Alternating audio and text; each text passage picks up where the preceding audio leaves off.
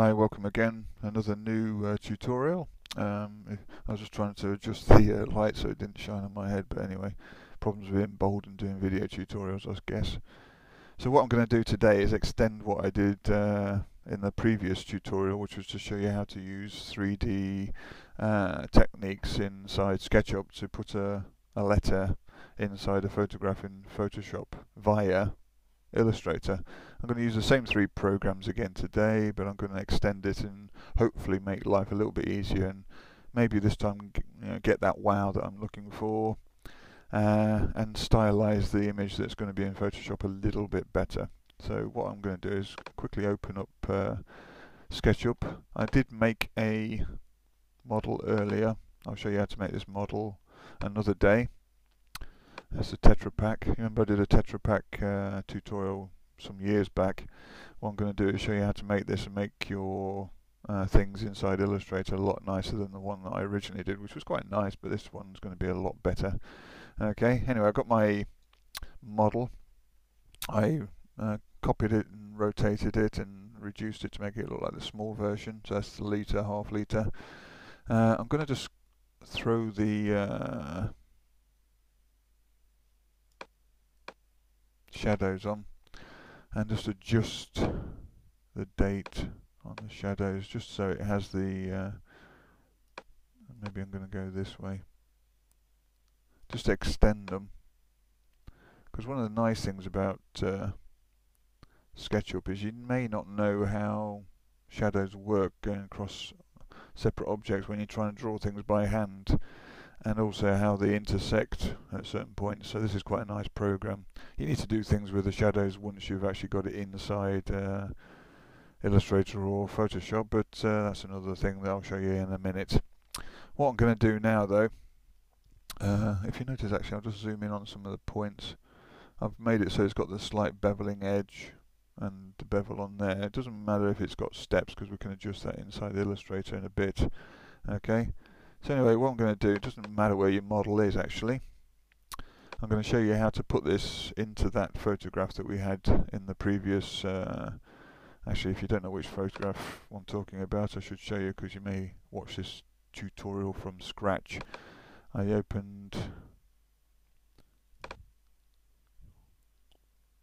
found this photograph on the internet before I started the tutorial, and you notice it's got nice perspective, and I put the A in there if you saw the previous one. Now what happens if you want to put another object in there but follow the perspective more closely than before? I'm going to show you how to do this. What you can do inside SketchUp, which is really cool, is there's a tool called where is it? Window. Match photo.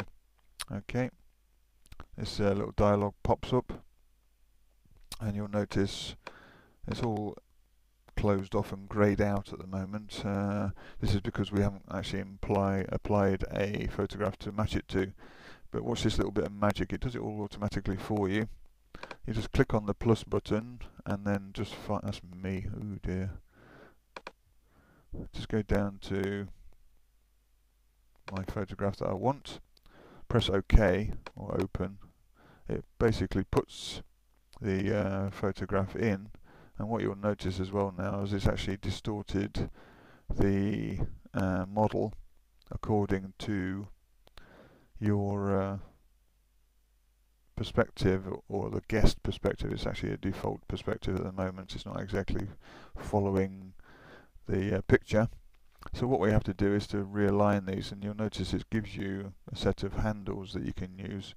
Now depending on how extreme you want, this is kind of like a wide angle, depending on how extreme you want your focus, you can actually adjust this, which changes the depth of your camera field of view, like so. Okay, say for instance that looks quite natural. And then these handles, you need to match these up to the actual points. Say for instance this is the ground one. So you basically need to just twist these until they match, making sure they're almost hovering over the top of each other, else You see this line here is, I'm trying to get it to follow the line of the roof, which is convenient, like so. But you notice that the angle now has changed, so what we have to do is pull this a little bit down to try and follow the angles of the railway tracks, like so. And we have to do the same here, and this is going to adjust the vertices again. Now the thing about this one is it's quite hard to try and find an angle, because most of the perspective is actually going this way, but there is an angle there. So if we can just try to match this line to that, and then for the bottom part we just have to try and guess it by hand. But if I just rotate it or move it down enough so that this is actually following that tram line, okay, and you notice this line is following the lines on the roof, okay, and that looks quite good. Now the big problem using this, once you've done that you press OK. The problem using this method of match photograph is, like yesterday, we can't export the shadow and use it as an element inside Photoshop to create the thing, because it actually exports the photograph as well. And also you'll notice I want to make it a little bit more realistic this time, so it's got the lines on the model. So what I want to do is, if you notice on edge styles it's got profiles and edges. What you can do is, the profile is the outer line. You probably don't see that much change in this mode, and if I just get rid of edges as well, what you'll notice is it turns it into a model. So what I'm going to do is go to Export, 2D Graphics.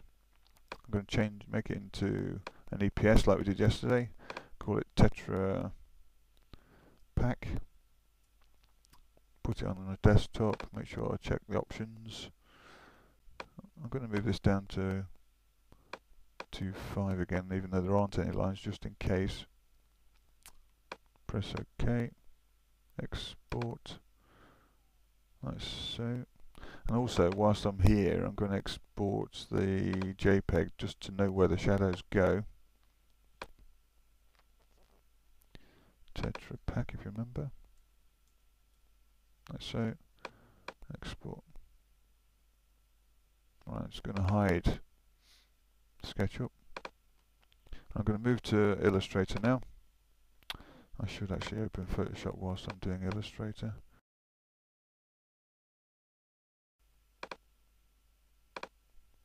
What I'm going to do is open up the Tetra Pack, which is on my desktop, if you remember.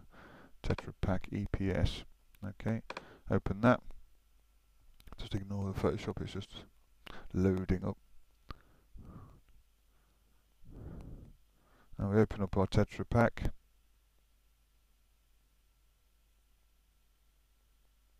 And the difference you'll notice today, once it's loaded, is that it doesn't have the lines around it like we did before. Do you remember? Okay.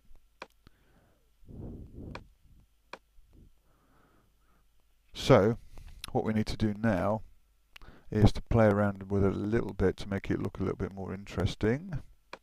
You'll notice, for instance, we have this gradient effect here. It's almost isometric, which is good for us, because what we need to do is that I'm just going to select that.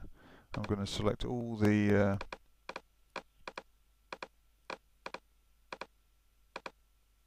objects there, and I'm going to merge them as one object. And what I can do now, which is nice, is obviously to apply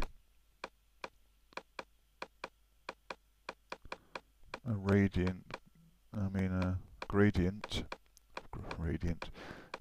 like so. And because of the shadowing, I know that this needs a little bit of highlight here. So I'm just going to change this to white again. Not white, a greyish colour maybe. Like so. I'm going to move that more towards the centre so it distributes the gradient a little better. Like so. And I'm going to pull that so that that's like that. Okay. Now, what I can do is obviously play with this a lot more. Okay. Change the colours and textures, and I'm going to do this in another tutorial actually, because I want to show you how to map a label onto the side of the actual objects and so forth. Okay, but for instance, what I'm going to do is just literally, actually that needs a gradient, everything needs a gradient really, because this is the way nature works, the way that light hits surfaces. Let's just change that to C, Y and K. I'm going to choose a, well, doesn't have any kind of colours that I can use. Just going to choose a blue. Let's say for instance you do this by mistake and it doesn't have any colours in the palette. What you can do actually is just go here, open up default basic CYMK, and I'm going to choose this kind of blue. Actually, maybe not that blue, that one. Okay, I'm going to apply that to my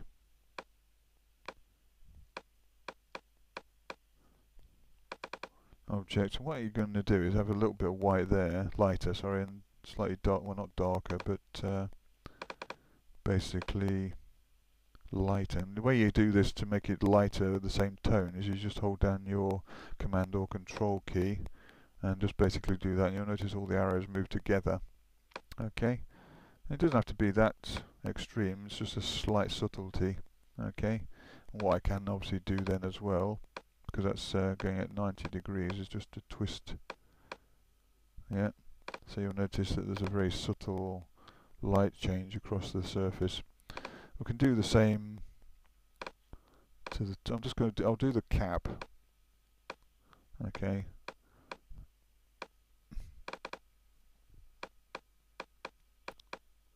And then you can see how you could possibly do it to the whole Tetra Pak, which I'll do in a like I say, I'll do in a different tutorial another day.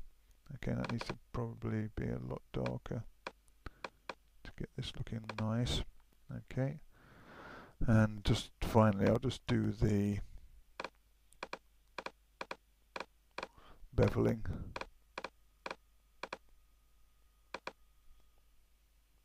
Like so. Add that, and just change the angle for a start. It's one way. Now the thing is, this is going to be a lot lighter, so I'm going to drop this down again. You need to see the difference here, and it could in fact have a bounced whiting effect. So I'm going to copy that over to that edge as well, like so. Yep, and then just drop this down a lot more again still. Alright, just to give a slight difference. I'll pull out, deselect it. That looks like a nice cap. Now, can you imagine if I did that to all of the objects to make it look interesting? Okay. And again, if you remember what I did in my previous one, is I selected each surface so I can manipulate them later on as smart objects. But what I'm going to do today, just because this is a quick way to show you how to put this into Photoshop, is I'm going to just select them all as the same smart object. So what I'm going to do is quickly open, is it in recent? Big, yeah, there you go.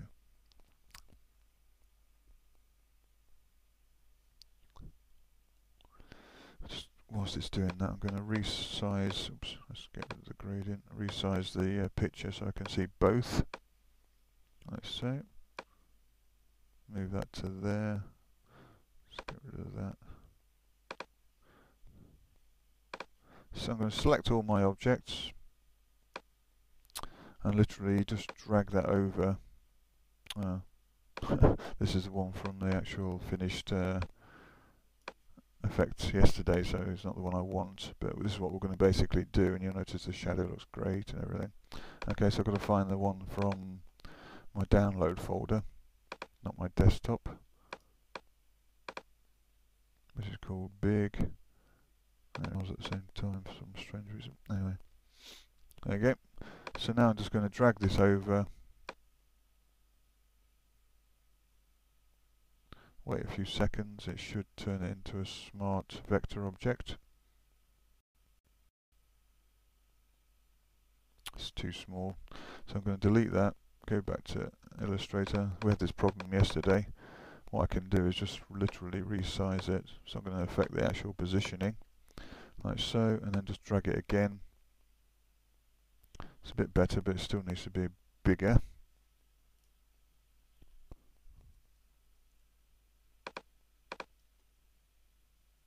It's always best to make things bigger than smaller because you can always reduce them and it won't distort it in a bitmap image.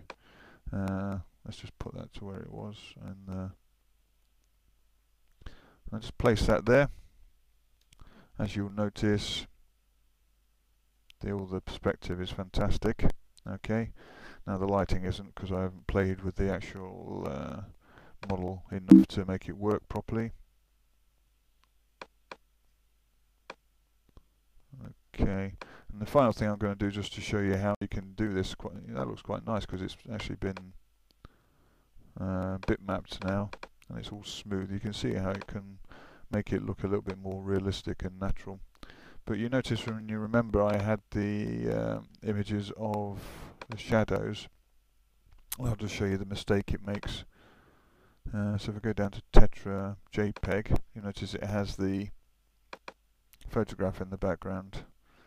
This is good for one thing actually, is you can actually use it to match the object to the background, because what I can do is just resize this so that the picture is exactly the same size, like so.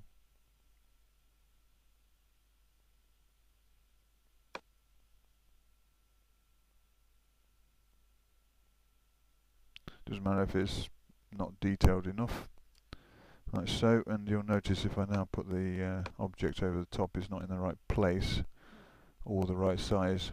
Okay, so I can just reposition these. Actually, let's just put it so that Tetra Pak corner is correct. Just scale them so that vertices on the smaller one is touching that shadow. Press it, go down. Okay, that's the right size based on the actual model we made inside Illustrator.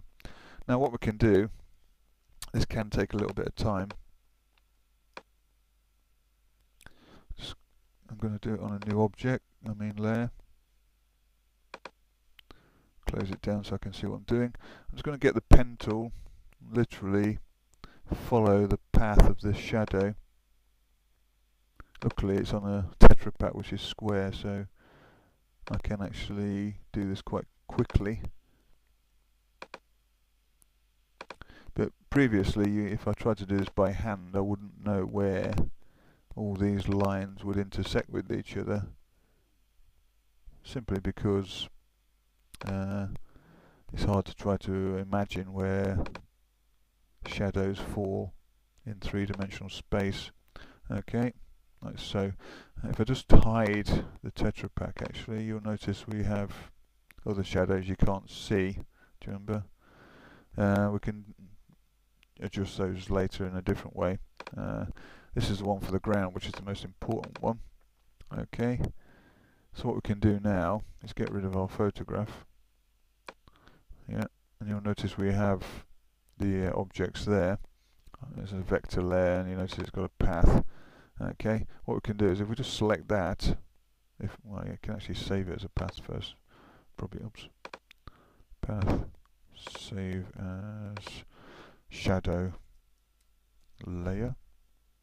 Okay, now if you press this, it makes it into a marquee. So what we can do on that same layer is just fill it. Let's fill it with a colour mid-grey. Okay, like so. I'm going to drop it below the actual object so we can get the object above. If I now turn that to multiply, you'll notice it turns it like the same way we did with the other one, into a shadowed effect. Okay, and just quickly, because I can do a lot more to this, I can actually give a gradient map to, which I'll do in the next lesson. I can get the blur tool like we did in the other tutorial, and if I blur the ends, because shadows, as I said, work harder closer to the object than they do further away, so I can blur the edges furthest away. even to the extent that this one can just be slightly blurred. Okay, and if I just zoom out, you notice that shadow looks quite effective, and it kind of like makes the object look like it's, even though it's looks like a 3D model, it looks like it's in the scene because the perspective is correct. And if you can imagine this is all lit up like this, and you're matching all the lighting inside inside Photoshop with the one in the photograph, then it'll look fantastic.